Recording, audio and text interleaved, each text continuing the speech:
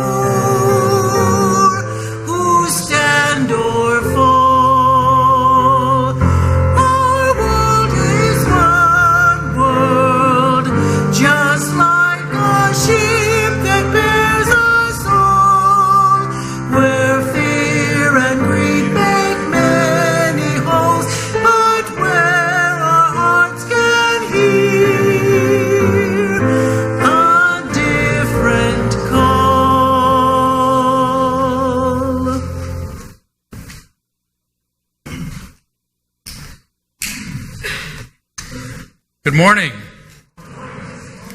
Welcome to the Unitarian Universalist Church of Spokane, where our mission is to join together to create a nourishing, liberal religious home and to champion justice, diversity, and environmental stewardship in our wider world, or in short, to create community, find meaning, and work for justice. Welcome to one and all. Great to see you here this morning. Great to embrace all that you bring with you to this space, all of your unique beliefs, background, lifestyle, all the experiences that make you who you are welcome here today. This, of course, includes those of you who hear us say this each Sunday, as well as those who might be hearing it for the first time. You're equally as welcome, and this includes those of you who are also streaming live with us this morning. We're also glad to have you joining us. Actually, I know some of you will be streaming when we're not live later in the week. You're welcome too, so there's a shout out for you for the first time. But we're glad to reach out in so many ways, and glad to have all of you here. I don't want to take up a lot of time with announcements this morning because I have a long sermon.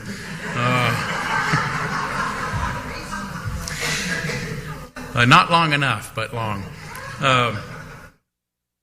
But I do want to wish you a happy Father's Day. Thank you. It's such an important day, you know, as I think about, the idea, the very idea of father in our society. In many ways, it sort of has some real negative connotations, given that, especially for liberals, right, because of the patriarchal nature of our society. And deservedly so. I mean, there's certainly a lot of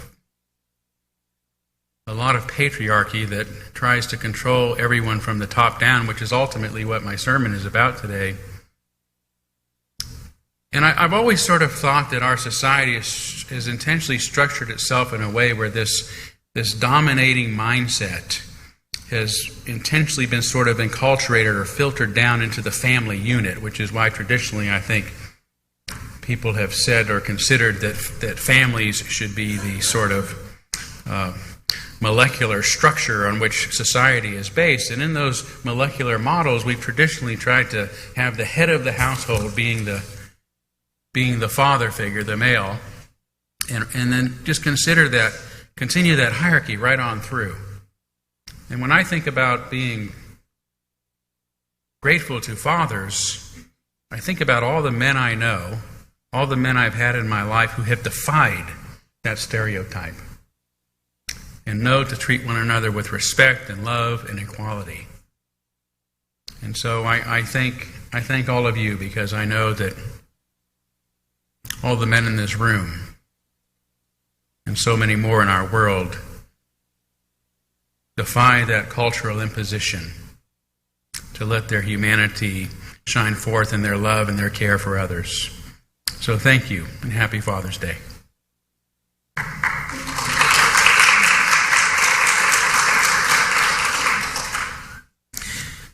Let's take a few moments to greet one another now, say hi to those that you know and love and look forward to seeing each Sunday, as well as to making some new friends. Please.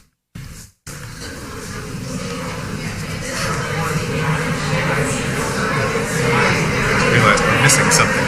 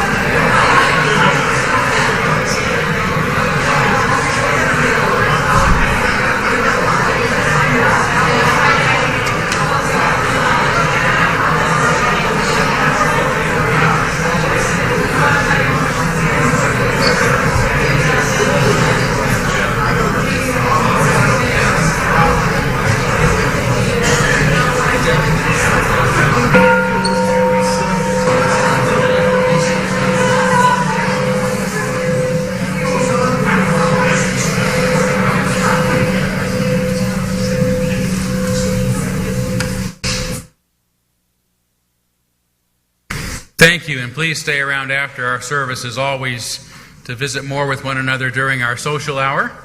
But for now, we are going to move forward with our service by lighting our chalice, the symbol of our faith, the symbol of our unity and our solidarity, of our openness and our inclusion, of our community and our individual uniqueness.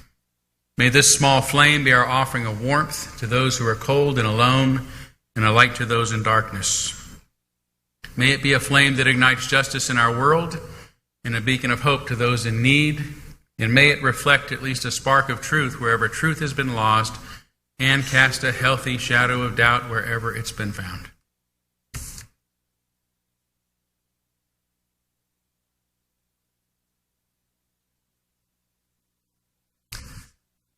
Our opening words this morning come from Gordon B. McKeeman. Ministry is all that we do together. Ministry is that quality of being in community that affirms human dignity, beckons forth hidden possibilities, invites us into deeper, more constant, reverent relationships, and carries forward our heritage of hope and liberation. Ministry is what we do together as we celebrate triumphs of our human spirit, miracles of birth and life, wonders of devotion and sacrifice. Ministry is what we do together, with one another, in terror and torment, in grief, in misery and pain, enabling us in the presence of death to say yes to life. We who minister speak and live the best we know, with full knowledge that it is never quite enough, and yet are reassured by lostness found, fragments reunited, wounds healed, and joy shared. Ministry is what we all do together.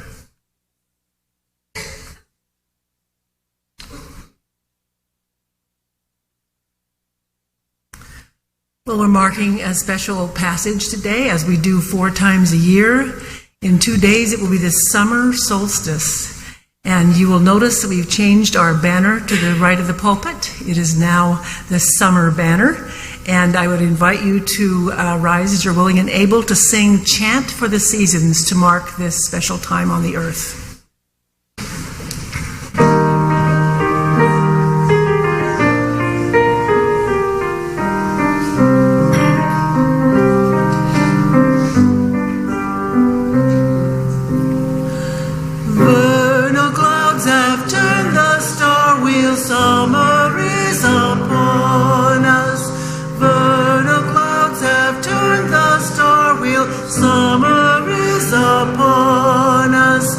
Gliding o'er the hawks, hovering above the hot and yellow hillside.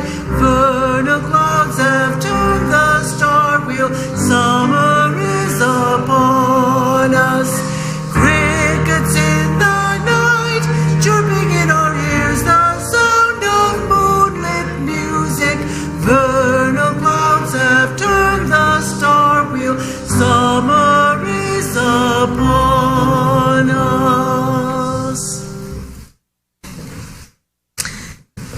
Now it's time for the story for all ages, and if there are any children or young at heart to come and willing to come sit here, even though I don't have a book, no pictures, nothing to read, but I have a hint, a little hint. If you look at this, what is this?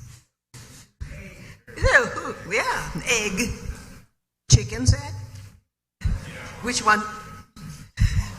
It's a fake egg of an ostrich. Of an ostrich. So my story is called Rocky the Little Ostrich. And it was written about 50 years ago by a Russian author. I was born and lived most of my life in Russia. So I heard this story and I loved it so much. I told the story many times to my children, my 2 daughters. And that's why I remember that. I translated it, and now I'm going to tell you this story. Imagine someplace in Africa, very early morning, and a big papa ostrich sitting in the nest. I must tell you that in an ostrich family, it is the father who takes care of the eggs at night. And the female ostriches lay their eggs in one big communal nest and hatch those eggs during the daytime, evidently taking turns. I don't know. But, so the father, after a long night shift, was awfully tired, and he fell asleep. Naturally, he did not hear the knock, knock, knock, tap, tap, tap sound coming from one of the eggs. Soon, the eggshell cracked, and the little baby ostrich peeked through the opening. So the father, deep in sleep, decided to go out of the eggshell and explore the outside world on its own. What fun! He made several steps and then stopped. Gosh, he realized he did not know what to do next. What is the thing that those baby ostriches do?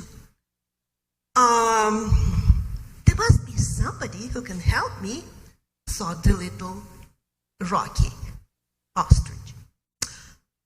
And he proceeded walking. Pretty soon, he saw a monkey in the tree. The monkey was swinging on the branches like an acrobat in a circus. "Excuse me," said little ostrich. "I wonder if you know what a little chick like me must do when he's out of his nest." "Nope," said the monkey. "I'm very busy, you see," continued swinging. Rocky proceeded walking when suddenly he heard a hissing sound and saw something very long and wiggly crawling behind the tree. Yes, it was a snake. "Wow," said Rocky, "you have such a beautiful, shiny skin. May I ask you for help? Do you mind telling me what must I do when I'm just out of my nest?" "I'm not sure about you," said the reptile, lifting its head. "Personally, I would prefer to have my breakfast first.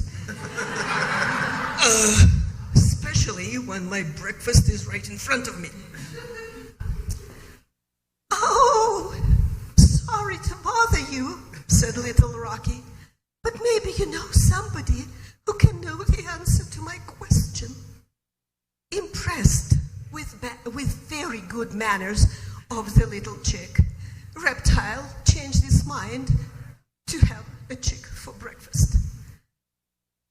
And said the reptile, "You know, we have a parrot. This parrot is the most educated bird in all Africa because he speaks several languages." And, you know, the parrot was right nearby, overhearing the conversation. Said the parrot confidently, "Babies need to be fed first." "But I don't feel like eating at all," said little Rocky. What to do? All of a sudden, they heard, "Help me! Help me!" That was the monkey crying because poor silly animal got into the hunter's nest. The parrot and the snake did not know what to do. I know, said little Rocky. With a strong pull of his beak, Rocky pulled that little piece, tore off the little piece of net, swallowed it, and then he saw a little pebble. He picked up the pebble and swallowed it too. The monkey, meanwhile, managed to free herself from the net and started yelling at Rocky, "You silly bird, what have you done? You're going to die. Hurry up, let's go back to your father." Concerned about the health of the little chick, the parrot, the snake, and the monkey pushed little ostrich back to the nest, where the father was just waking up.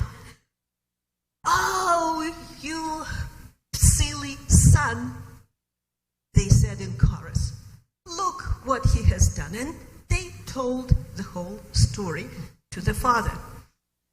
"Aha, no worries," said Father the ostrich. Ostriches don't have any teeth. That is why we swallow little stuff, like pebbles, to grind the food in the stomach. "You did it right, son," he said, the father ostrich. "But the most important thing, that you have made so many good friends here."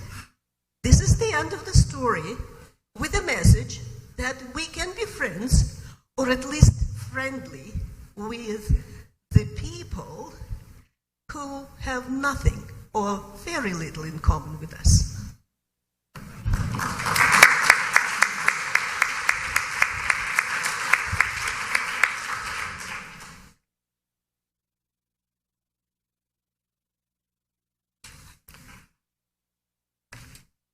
We now gratefully give and receive this morning's offering, which sustains this community and our mission to the larger world.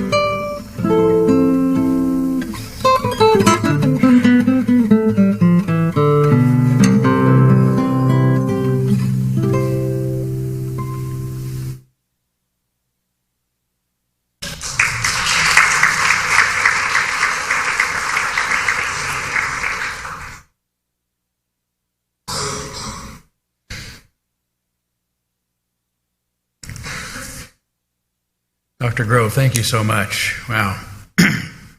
I simultaneously would manage to be both in awe of your skill and emotionally moved by the quality of the music. So, yeah.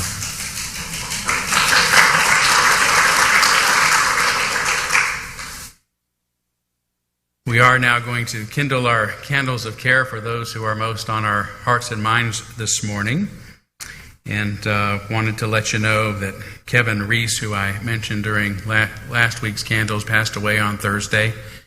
His partner, Ralph Morgan, called and wanted us to kindle a candle in his memory, and also, of course, to keep Ralph in our thoughts as well. And a bit of good news. My dear friend, Happy Watkins, minister of the New Hope Baptist Church here in town, called me yesterday and said, "Todd, my dear friend," because we call each other dear friends, and we are, "I wanted to let you know that the Global Credit Union has approved our loan for our new building."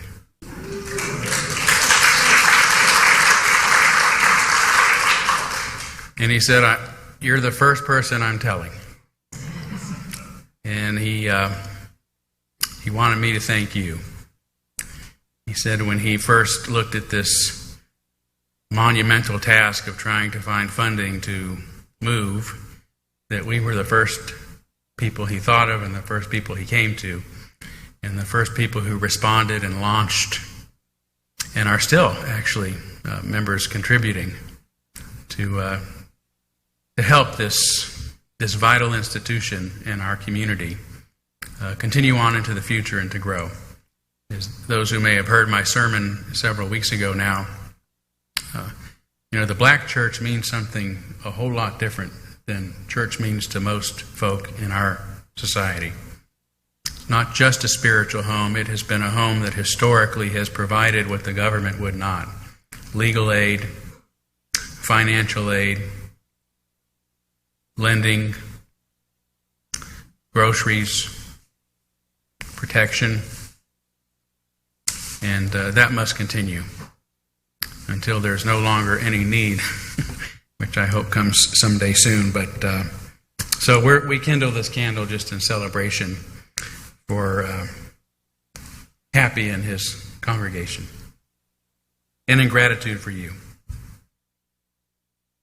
So let's take a moment of silence on behalf of others we might be thinking of today, and as always, you'd be able to name them aloud if you'd like.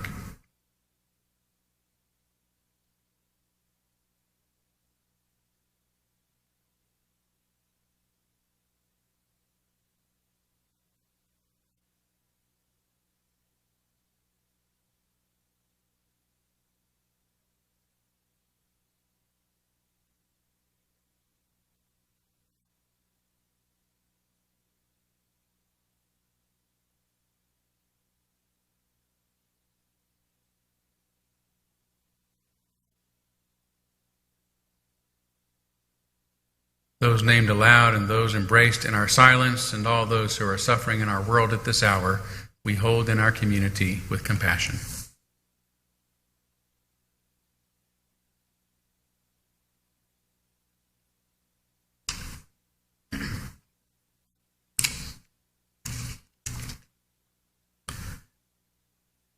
This is the time in our service where we take a few moments for meditation in silence. I invite you to make yourself comfortable as you wish. And the words to take us into our meditation this morning are from Samuel A. Trombone. Teach my heart healing words. Show me the words that help rather than harm.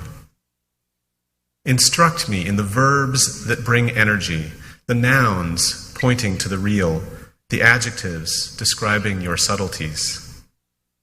Reveal to me how words can be offered in a way that connects rather than separates, that develops trust and eschews suspicion, that opens the heart and relaxes the mind.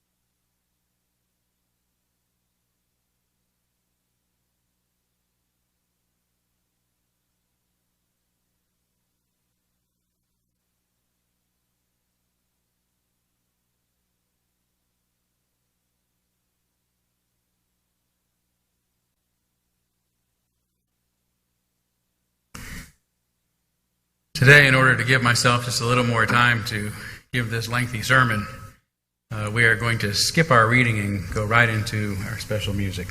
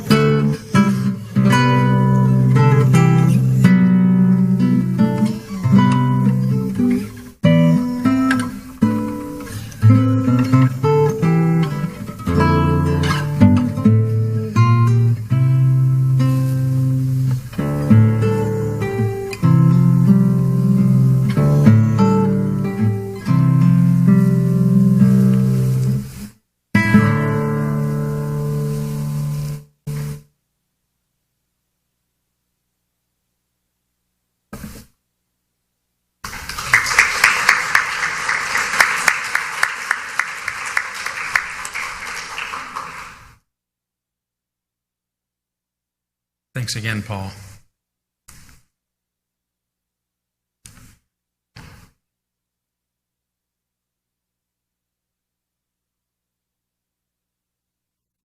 I was looking at the title of my sermon and realizing how provocative it is. Makes me a provocateur.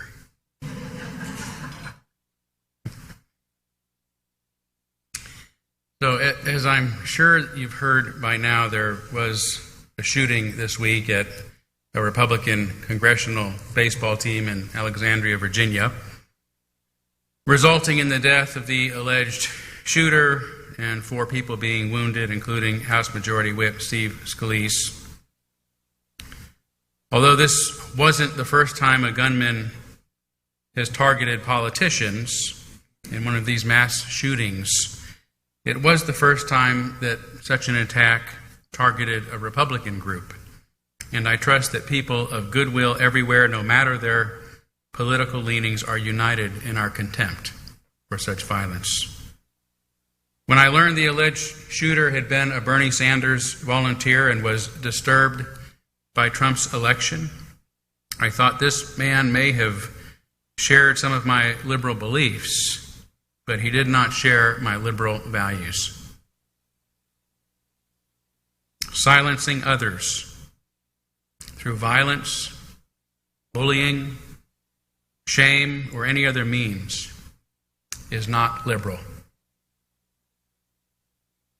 Liberal comes from the Latin word meaning freedom, and being liberal is about people being free.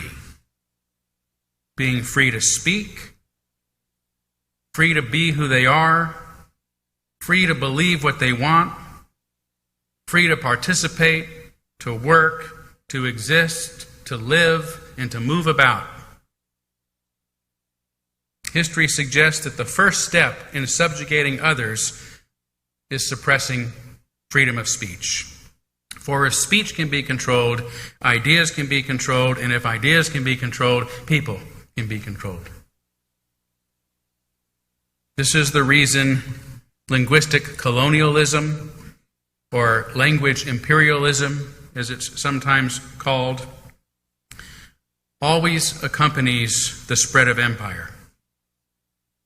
Because, as Spanish grammarian Antonio de Nebrija once wrote in auspiciously 1492, I'll see if I can say this, siempre la lengua fu campera del imperio. Anyone speak Spanish? Oh, good. I got that right. If Jerry Jose was here, I'm sure he'd correct me. But what it means is language is always the companion of empire. Or as British colonialist Edmund Spencer admitted in 1596, it hath ever been the use of the conqueror to despise the language of the conquered, and to force him by all means to learn his own. This is the reason, after 500 years of British colonialism, English is one of the top 3 languages in the world, even though England is little more than half the size of California. And why even more people around the globe speak Spanish, though Spain itself is about as big as Texas. This effort to impose the dominant culture by controlling the language of the oppressed and thus controlling the conversation is why the ancient Roman Empire forced Latin on its subjects, and why we still speak it today, and why Japan imposed its language on those it conquered during the start of the 20th century, and why the Chinese are currently forcing Tibetans to speak Mandarin, and why in our own modern era governments in Canada, Brazil, South Africa, Australia, and right here in the United States forcibly removed indigenous people, or children should I say, from their homes and placed them in institutions where they were punished for speaking their own language. This linguistic genocide, or linguicide, as it's sometimes called, is defined as the systematic replacement of an indigenous language with the language of an outside dominant group, resulting in a permanent language shift and the death of the indigenous language.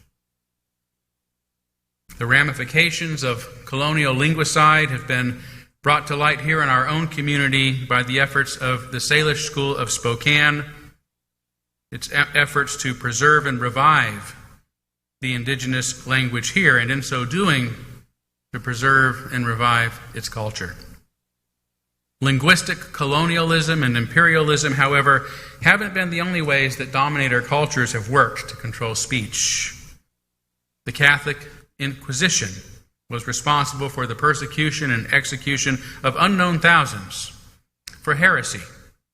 Heresy also comes from the Greek language, a word meaning choice.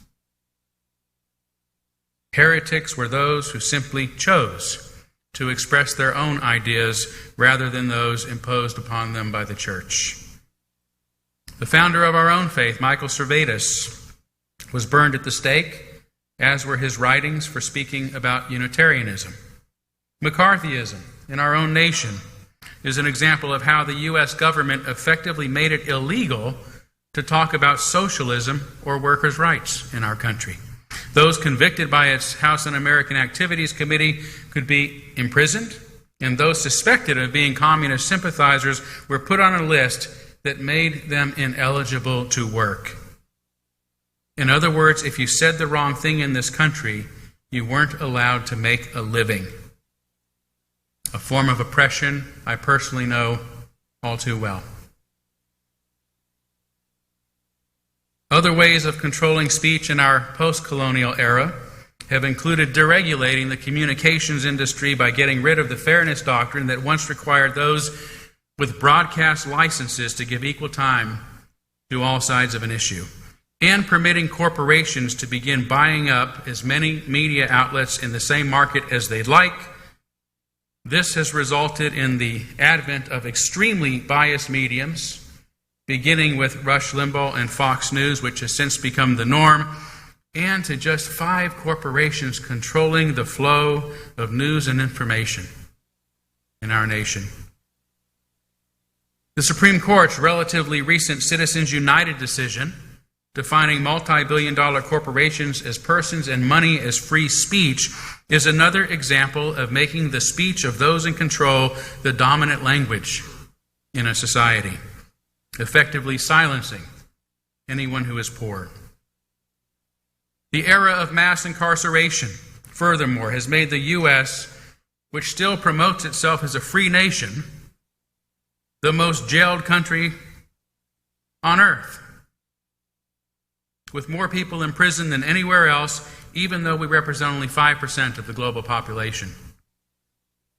This system, which is extremely racist in targeting a gravely disproportionate number of African Americans and other minorities, specifically impacts Democratic voters.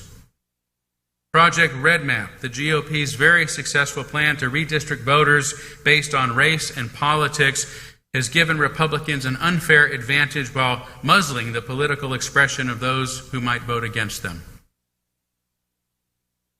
For the past several years, many states have also been purging thousands of Democratic voters from their rolls. Just this week, I heard a story on Democracy Now! Explaining how, of the 85,000 new voter registration forms submitted in Georgia, 40,000, mostly belonging to minorities, have vanished without explanation. 40,000. Voter registration groups that complain about the missing records, the report claims, have had their offices raided and been shut down by the FBI. It also reported that Georgia has a list of over 660,000 voters that it claims have been double counted simply based upon the fact that someone in another state shares a similar name, not even the same name. Those names belonging mostly to Democratic voters have been purged from the voter registry, yet not one of them has ever been prosecuted or arrested or charged with voter fraud. All of this is to point out that controlling the speech of others to maintain power and control comes in many forms, from colonization to re-education, to making certain languages or ideas illegal to speak, to suppressing the voices of others through imprisonment and disenfranchisement, and sometimes through violence and murder like what happened in Virginia this week. But what I'm concerned about today is that some of these tactics are being used to silence others by people who claim to share my values.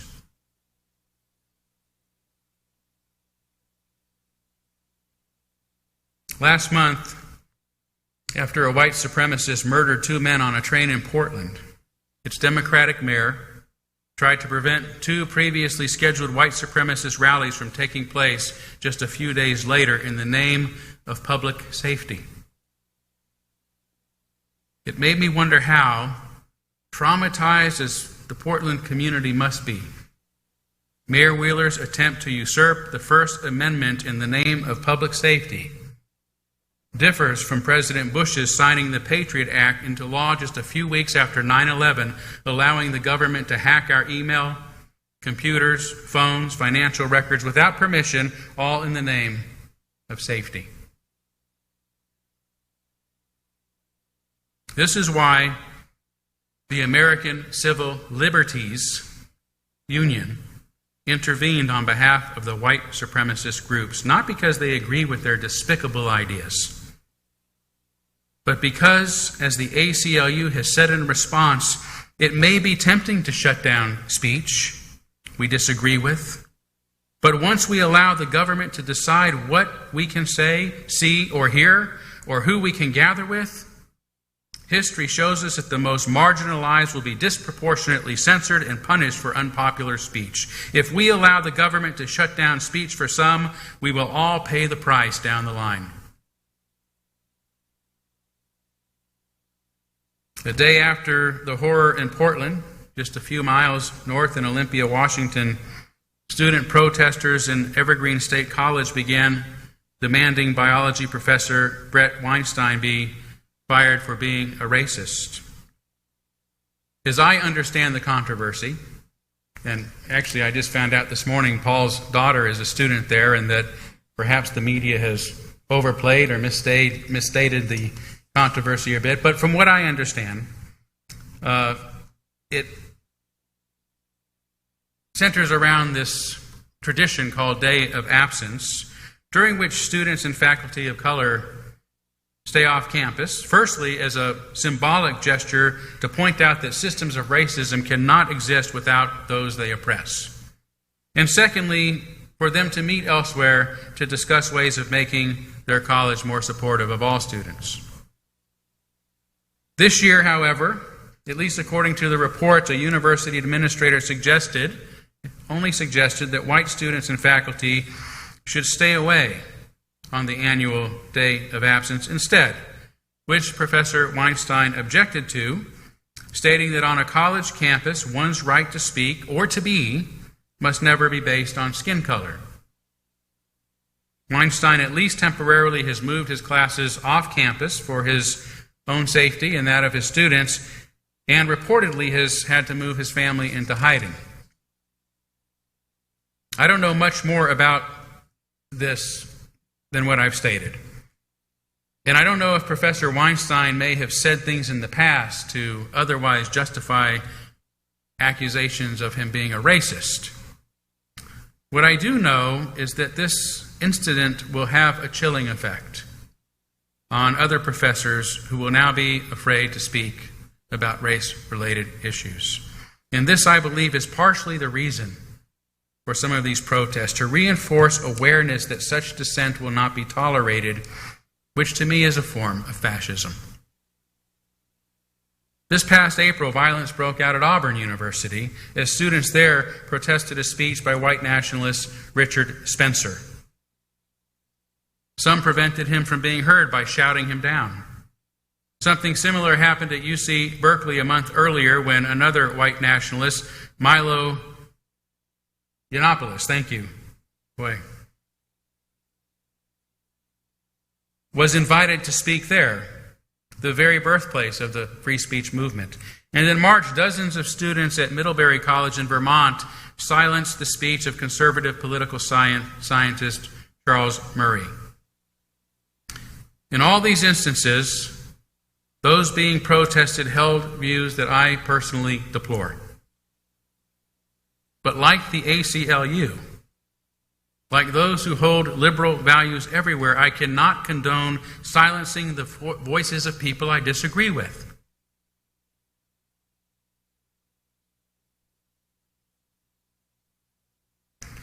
Yet what I find most disturbing again about all of this, as Emory University's distinguished professor of politics, Harvey Clare, puts it, these instances are coming embarrassingly from the left. From those whom I would say may share some of my goals, but when it comes to silencing others, cannot share my liberal values. Perhaps silencing others in the name of political correctness has the most chilling effect of all. In his recent essay on the subject, author William Deserwitz, a contributor to the New York Times, The Atlantic, Harper's, The Nation, The New Republic, and The American Scholar, whose work has been praised by the likes of Chris Hedges, and who considers himself a liberal, says that many college students he's spoken with say that they often feel too afraid to speak freely among their own peers. Everybody felt oppressed, as they put it, by the PC police. Everybody, that is, except for those whom everybody else regarded as members of the PC police. Some, for example, were told that they can no longer use the word crazy because it stigmatizes the mentally ill. One student he spoke with was publicly shamed or called out, as the PC culture puts it, for cultural misappropriation for wearing a pair of moccasins to school. So much of political correctness, he says, is not about justice or creating a safe environment, it's about power. And that those who use it to justify shaming others into silence are not dismantling systems of hierarchy and supremacy, they are only inverting them. Unlike the campus protesters of the 1960s, today's student activists are not expressing countercultural views.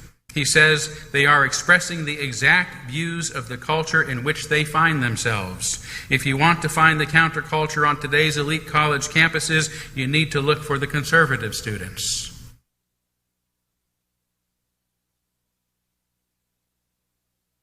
The appropriation of a marginalized group's culture by members of the privileged culture is understandably troubling. The problem I have, however, is that there is no consistency about precisely what this means. For some, it's wearing jewelry or clothing. For others, it's telling stories or practicing rituals or performing music, song, or dance.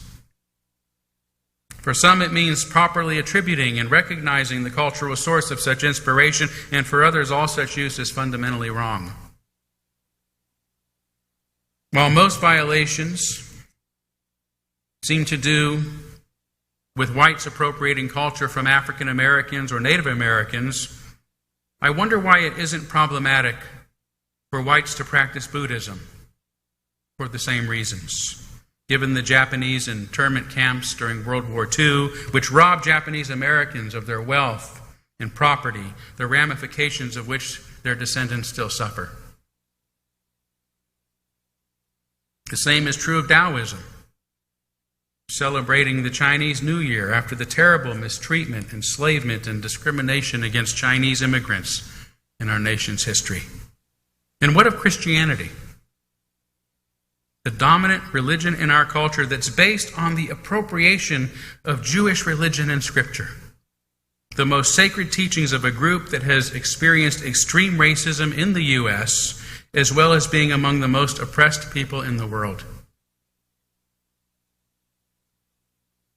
The point I'm making here is that the rules around cultural appropriation are unclear and inconsistent, making them confusing and additionally difficult to prevent given the natural tendency for cultures that collide to assimilate, commingle, and blend.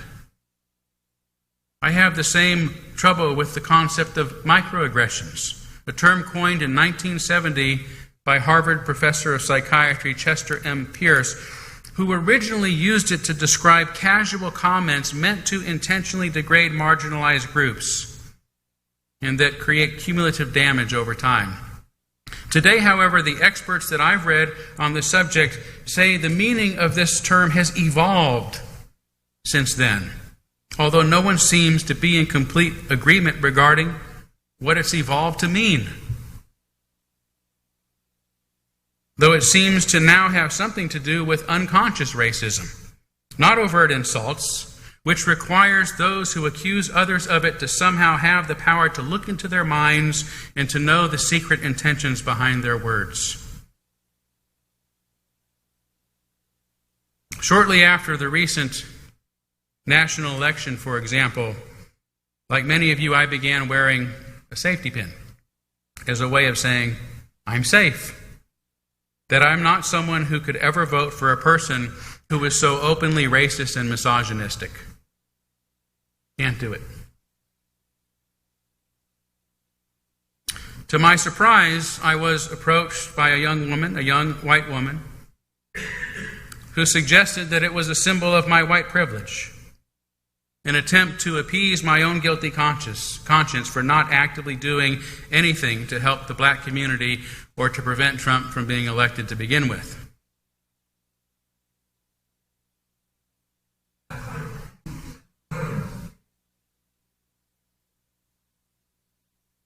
Taken aback, I tried to explain that I have personally worked to reform the institutionally racist criminal justice systems in my communities, both here as an original member of the Smart Justice Executive Committee and in Louisville, where I chaired a committee that tackled disproportionate minority confinement by developing a restorative justice program that has since prevented hundreds from entering the school-to-prison pipeline. I've also used my voice, a voice that will not be cowered into silence, to call for the radical transformation by instituting a reverse quota system in our prisons, making it illegal to incarcerate more people of any ethnicity than is represented by the overall population. And for the release, complete pardon, financial reparations, and the restoration of dignity to all people of color who have been locked away and disenfranchised due to the politically motivated drug war. Thank you. I also mentioned our church's effort to assist this local black community in its move to a new location. Yet none of this seemed to impress the young woman calling me out. All she seemed to see was a white male micro-aggressively wearing a safety pin.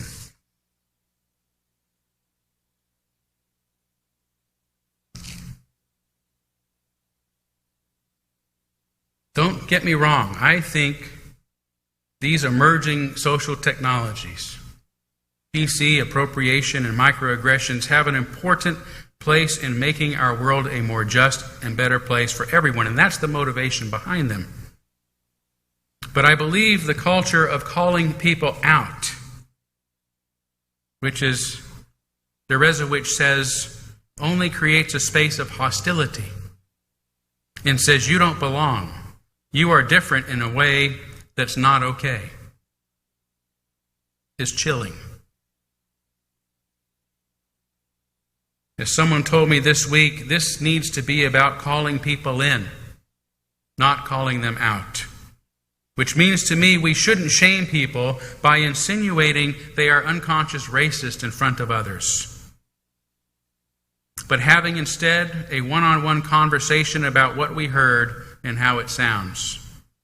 Nor do I mean that we ought not rally together when bigots come to speak in our communities and at our universities, but that our rallies should be about demonstrating our own values and our beliefs, not merely opposing those of others.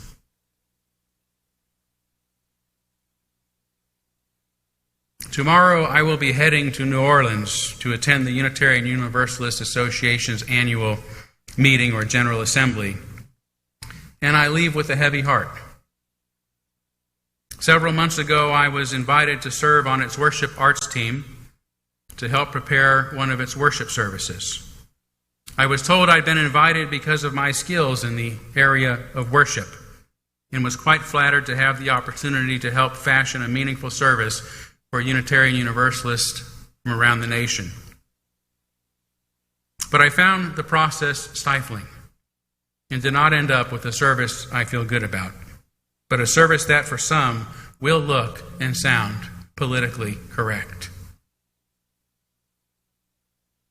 I wanted, for instance, to use the hymn "One More Step," but was told it's on the questionable list.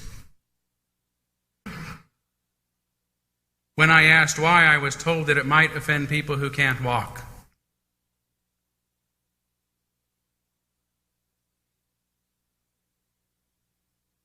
I then suggested, how about we'll build a land? Oh no, that might offend Native Americans. Nor could I include any Native American story, especially the one of the Heyoka I'm so fond of because it's misappropriation. It was insinuated that I could not allow any white men to speak about oppression. And when I was told that my service was the whitest of them all, and began responding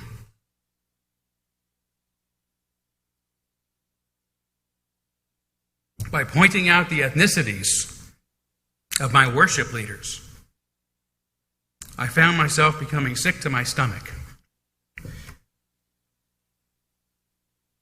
For I am not accustomed to speaking of human beings in these terms, as numbers and colors.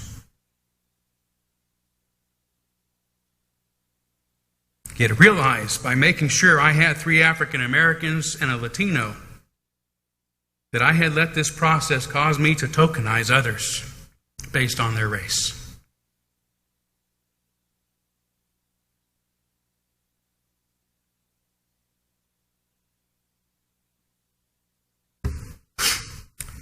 Worse than this,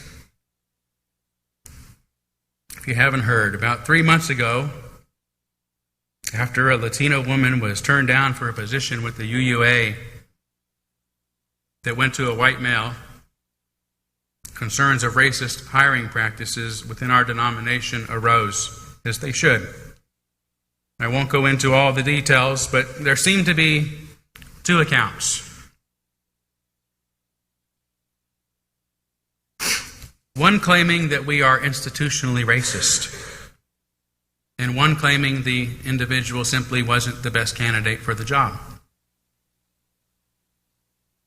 All of this led to our president, Peter Morales, suddenly resigning from his post, to many other resignations, and to our denomination being in chaos. In the midst of it all, Blue, Black Lives Unitarian Universalist, began asking our congregations to hold teach-ins about white supremacist structures within our own denomination and our churches.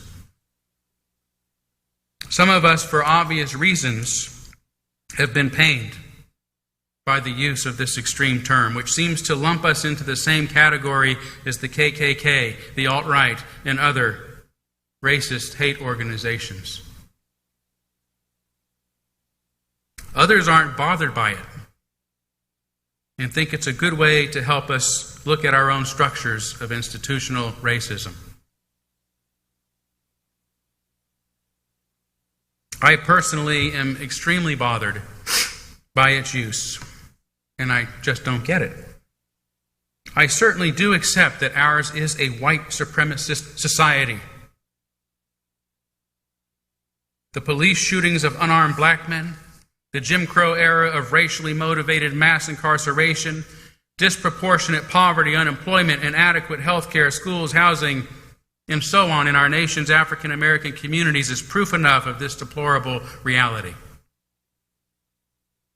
Even so, white supremacy, until this moment, has referred to hate groups that want to intentionally erect systems of racial segregation and inequality, not those working to disable them. Imperfect and unaware as our own blind spots might be. As Columbia University professor of English John McWhorter writes in his recent Time magazine article on the difference between racial bias and white supremacy, these days the term white supremacy is being used not as an argument but as a weapon.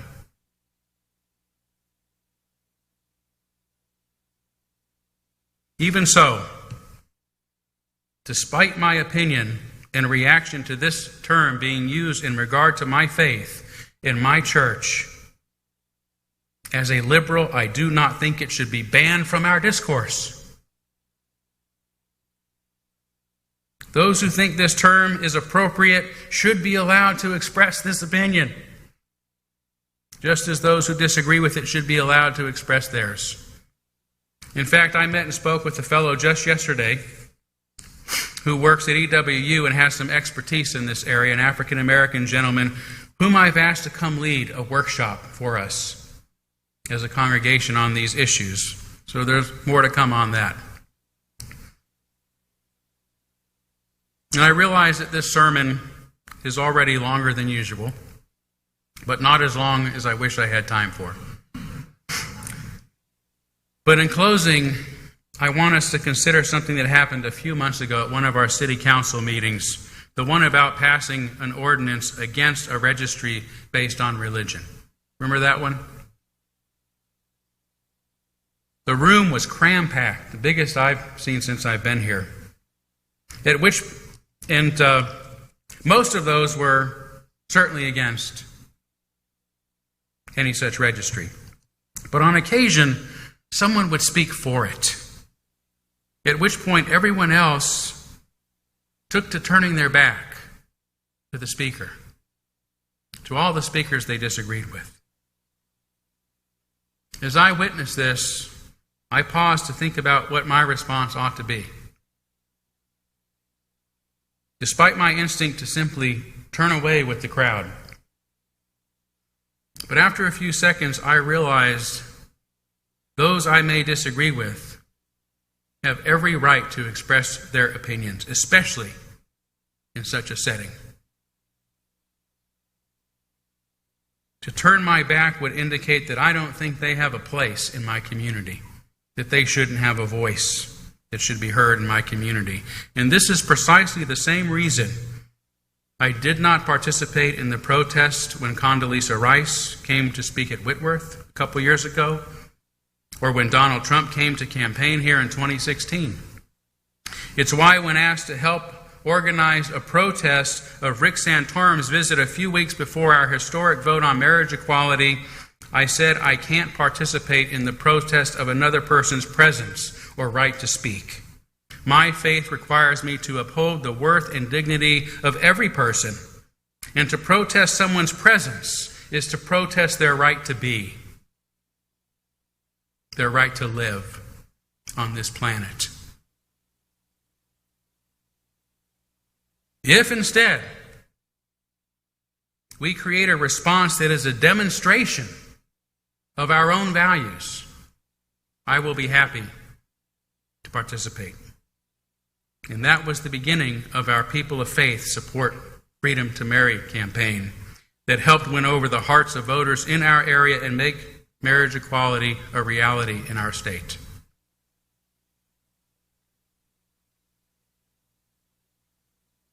I realize some of you may have a different opinion on these difficult issues than me. So what?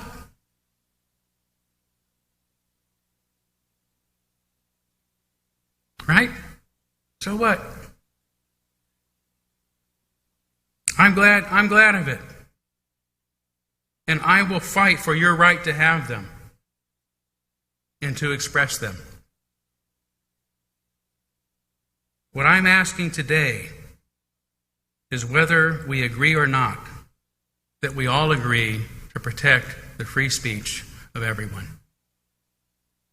Thank you.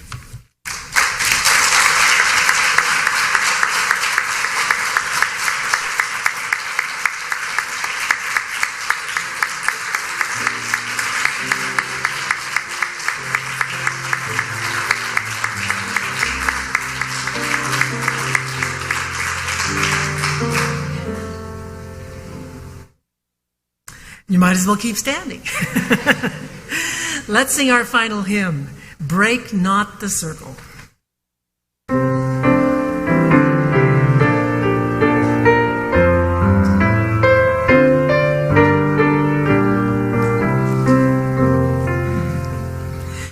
Break not the circle of enabling love, where people grow forgiven and forgiving.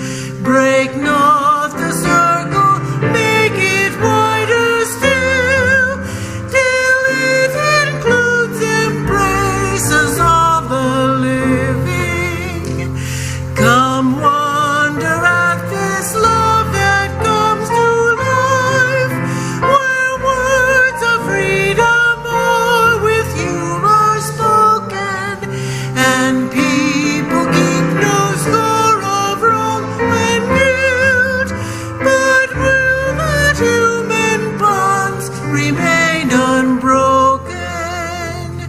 Join then the movement of the love that frees, till people of whatever race or nation will truly be themselves, stand on their feet, see eye to eye with laughter and elation.